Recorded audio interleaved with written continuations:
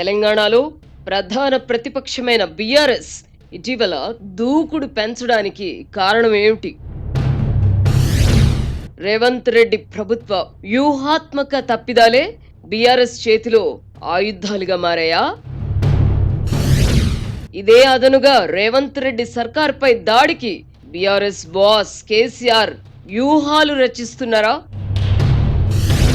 ఫిరాయింపుదారులపై న్యాయ పోరాటంలో బీఆర్ఎస్ దూకుడు తగ్గడం వెనక ఏం జరిగింది? లోక్సభ ఎన్నికల వరకు జోరు మీదున్న బీజేపీ తెలంగాణలో ఎందుకు చప్పుడు లేకుండా ఉంది? అధికారం వచ్చి 10 నెలలవుతున్నా రేవంత్ కు పార్టీ పైన, ప్రభుత్వం పైన పట్టు చిక్కలేదు ఎందుకు?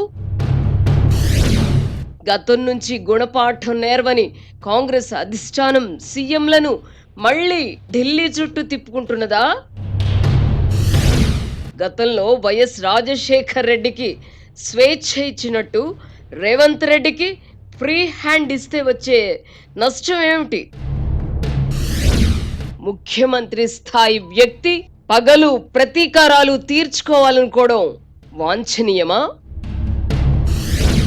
ప్రతిపక్ష నాయకుడిగా వాడిన పరుషమైన భాషనే ముఖ్యమంత్రి రేవంత్ కొనసాగించడం సమర్థనీయమా? హామీల అమలు విషయంలో రేవంత్ సర్కార్ దూకుడు ప్రతిపక్షాలకు ఆయుధంగా ఎలా మారుతున్నది? హైదరాబాద్లో హైడ్రా కూల్చివేతలు కొనసాగితే రేవంత్ సర్కార్ ఎదుర్కోబోయే పర్యవసానాలు ఏమిటి?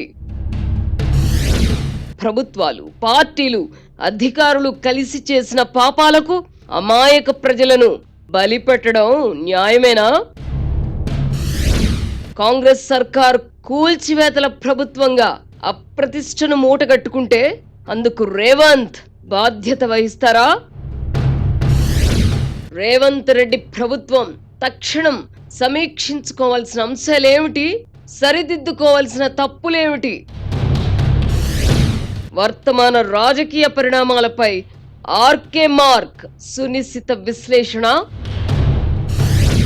Weekend comment by RK. ఈరోజు రాత్రి 8:30 గంటల 30 నిమిషాలకు.